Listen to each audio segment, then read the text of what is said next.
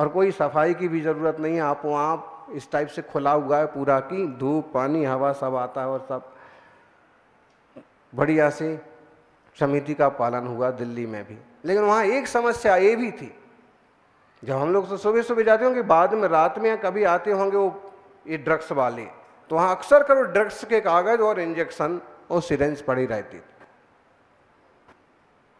कितना मतलब लोग अपने आप को बर्बाद करने पर तुले हुए, बेहोशी में चले जाएंगे, क्या उपलब्धि होगी। हम सौभाग्यशाली हैं, वीतराग जिन धर्म मिला जहाँ बचपन से ही मद्य मांस मधु का त्याग करा दिया जाता है, जहाँ व्यसनों का त्याग होता है, जहाँ चींटी को मारना भी पाप समझा जाता है। कल की दुर्घटना देखिए, लोग कितने नीच स्तर के हो सकते हैं कि अपनी रंजिश में जानवरों को भी संकट में डाल देते हैं। क्या बिगाड़ा है किसी गाय ने, किसी बैल ने, किसी भैंस ने, किसी पशु ने।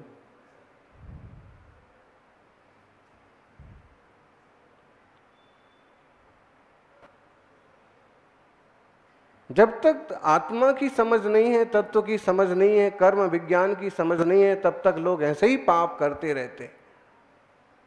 और समझ हो जाए तो चक्रवर्ती के वैभव के बीच में बैठ करके भी वो जीव धर्म ध्यान करते हैं।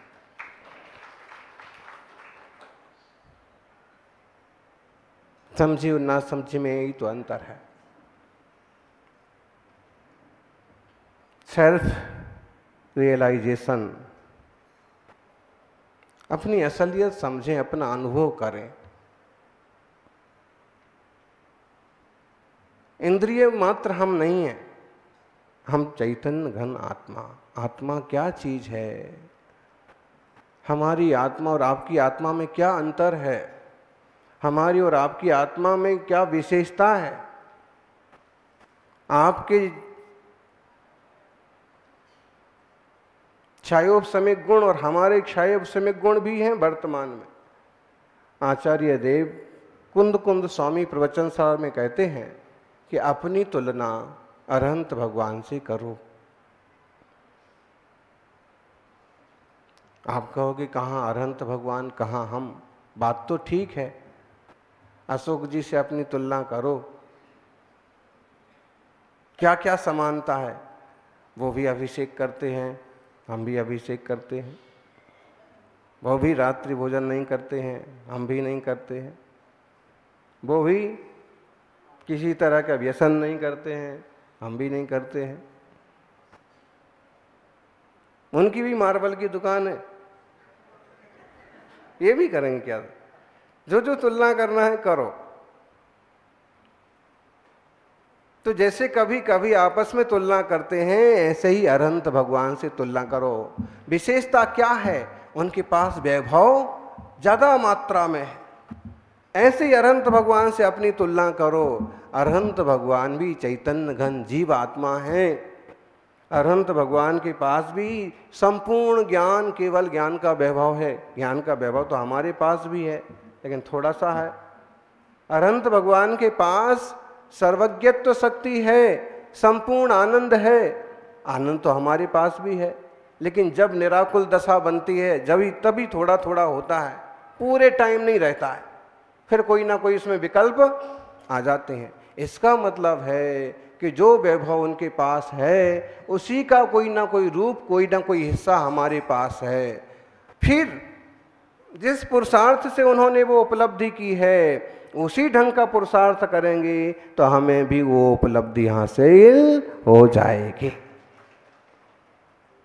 जो जान दियर हंतम दब्बत गुणत पजयाते हिम, सो जान दिया पाणम मोहो खलु जादित सलयम। जो अरहंत भगवान को द्रव्य गुण पर्याय से जानता है, यानी द्रव्य कौन सा,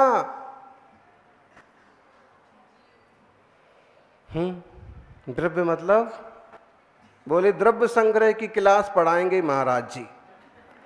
वाणिया लोग दुकान बंद कर करके आ गए, आज द्रव्य संग्रह कैसे होता महाराज जी सिखाएंगे। और द्रव्य संग्रह का जब मंगलाचरण हुआ ना, जीव मजीवम द्रव्यम, और लोगों को जब मालूम पड़ा कि हम तो कुछ और ही द्रव्य समझ रहे थे, पैसों कैसे कमाओ जाते हैं महाराज जी ये थोड़ी बताएंगे। तो महाराज जी ने जब द्रव्य की बात की कि जीव द्रव्य है, सच में धन जो द्रव्य है वो द्रव्य है, वो जड़ द्रव्य है, और हमारा जीव जो है वो चेतन द्रव्य है। द्रवती द्रोष्यति अद्रव्यति द्रव्यम, जो निरंतर बहता है, परिणमनशील है, रुकता नहीं है। तो द्रव्य संग्रह जिसमें जीव अजीव, जीव पुद्गल, धर्म अधर्म, आकाश काल, 6 द्रव्यों की चर्चा है। और हम जीव द्रव्य हैं, अरहंत भगवान भी जीव द्रव्य हैं। हमारे गुण कौन से हैं? क्षयोपशमिक ज्ञान है, मति ज्ञान, श्रुत ज्ञान, थोड़ा थोड़ा आनंद, थोड़ी थोड़ी खुशियां। और अरहंत भगवान 4 चतुष्टय। कौन कौन से? अनंत ज्ञान, अनंत दर्शन, अनंत सुख, अनंत वीर्या गुण हैं। और पर्याय, अरहंत भगवान की सब गुणों की शुद्ध पर्याय प्रकट हो गईं, और हमारी अशुद्ध पर्याय हैं, क्योंकि वर्तमान में हमारा द्रव्य भी अशुद्ध हो रहा है, गुण भी अशुद्ध हो रहे हैं, पर्याय भी। लेकिन दृष्टि का विषय, द्रव्यार्थिक नय का विषय हमें शुद्धात्मा ही बनाना चाहिए। सामायिक आदि के काल में स्वरूप की दृष्टि निश्चित करना चाहिए। अपानुभूति आनंदो, इससे आत्मानुभूति होगी, इससे आनंद होगा। कभी आपने विचार किया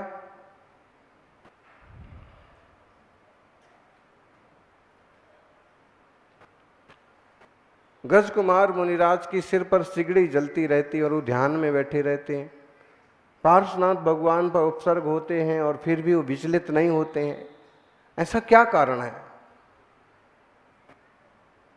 वास्तव में उनकी बाहर के दुख से ज्यादा भीतर में कुछ ऐसा उपलब्ध हुआ है जिसके कारण से उनकी अविचलता बन गई।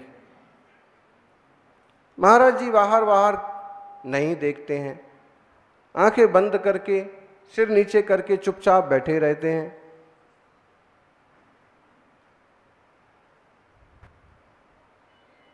क्यों नहीं बाहर देखते रहते हैं?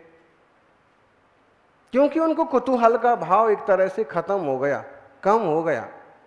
इच्छाएं हैं तो चंचलता है, इच्छाओं पर कुछ विराम लग गया, इसलिए बाहर बाहर नहीं देखते। आचार्य श्री के लिए तो फेमस था, बोले चुपचाप बैठे रहते हैं, अपने में मगन रहते हैं, किसी से कुछ नहीं कहते,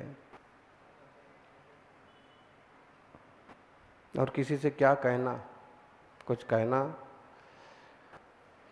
उलझने का काम है। जितने बोलोगे उतने उलझोगे। इसलिए व्यवहार भी जरूरी है, तो उतना व्यवहार कर लिया और चुपचाप शांत। क्योंकि संसार में रागी द्वेषी जीवों की भी कमी नहीं है। जरा से ऊंचे नीचे हुए कि उलझे, परेशानियां खड़ी हुई। समता का पेंडुलम स्थिर रहा है वो ठीक है, लेकिन इधर से इधर हुआ, राग और द्वेष पर गया तो अशांति को निमंत्रण होगा। सौभाग्यशाली हो। केवल वस्तुओं से सुख नहीं होता है। वो कहते हैं ना, आप बिस्तर खरीद सकते हैं, नींद नहीं खरीद सकते। आप भोजन खरीद सकते हैं, भूख नहीं खरीद सकते। आप दवाई खरीद सकते हैं, स्वास्थ्य नहीं खरीद सकते।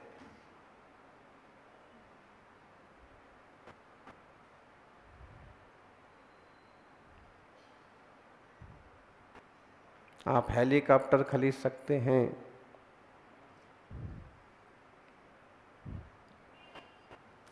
और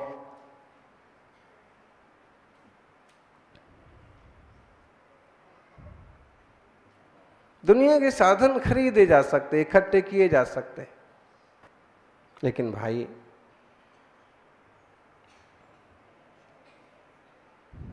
स्वस्थ आपको खुद रहना होगा। भूख आपकी खुद पैदा हो तो उसका आनंद होगा। इसलिए केवल साधनों की गुलाम नहीं बनना, कभी साधना का मौका मिले तो साधना भी करना। अभी हम आर के हाउस के पास से निकले तो किसी ने फोन लगाया, कहाँ गए? बोले अशोक जी। महाराज जी तो यहाँ आ गए। जी आ गए। ताऊ जी कहाँ गए? तो बताया कि मंदिर गए। कितना अच्छा लगता जब आपके लिए कोई कहे मंदिर गए हैं, महाराज जी की सेवा में उपस्थित हैं। मुझे लगता है कि जीवन में इससे बड़ा कोई और गौरव नहीं हो सकता। ये भी तो हो सकता है कि क्लब गए हैं, मॉर्निंग वॉक पर गए हैं, घूमने गए हैं, ये भी हो सकता है। ऐसे लोग बहुत मिलेंगे। लेकिन हम मॉर्निंग वॉक पर भी गए तो भी हम मंदिर गए। 3 किलोमीटर 4 किलोमीटर गए तो भी हम मंदिर गए थे। पुराने नगर के मंदिर दर्शन करके आएंगे। धर्मात्मा की दृष्टि में धर्म सबसे पहले होता है। मॉर्निंग वॉक पर भी निकलता है तो मॉर्निंग वॉक बोल के नहीं जाता है। गांव के दूसरे वाले मंदिर में, आखिरी वाले मंदिर में नगर जनालयों की वंदना करने के लिए जा रहे हैं,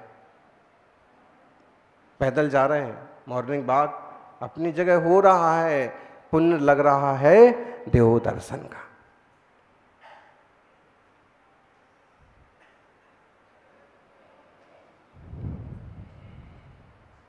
जीवन में प्रमाद को स्थान नहीं देना चाहिए।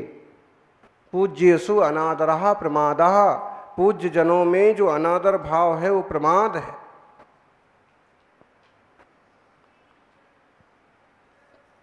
कुशलेषु अनादरः प्रमादा। कुशल क्रियाओं में अनादर भाव जो है वो प्रमाद है। श्रावकों की आवश्यक कर्तव्य कुशल क्रियाएं हैं और इसमें अनादर भाव होना कौन करेगा? कौन करे पूजा? कौन करे अभिषेक? कौन जल्दी नहाए? कौन पड़गान करने जाए? इतनी गर्मी में सड़क पर चलते हैं तो पाँव में, और परसों तो 12 बजे वहां से निकले तो एकदम बिल्कुल रोटी सिक ही जाए, मतलब उसमें डाउट नहीं है, पक्का ही सिक जाएगी। और फिर कहे पीछे से वो कुछ श्रावक भी दौड़े, लेकिन वो 2-4 कदम दौड़े और ऊपर देखा कि ये तो मामला कड़क है तो तुरंत वापस। क्या करते? फिर भी श्रावक पड़गाहन करता है, अपने घर तक गुरु को ले जाता है, चर्या कराता है नंगे पांव।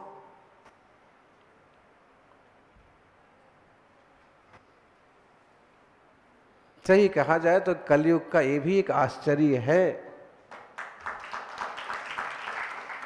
यहाँ लोग साधन प्रिय बन गए, आराम तलब बन गए, वहां पर ऐसे श्रावक, ऐसे श्राविका हों कि धर्म और रत्नत्रय की आस्था रख करके देवशास्त्र गुरु की आराधना में तत्पर रहते। सौभाग्यशाली हो। परस्पर सहयोग की भावना भी बहुत अच्छी भावना है।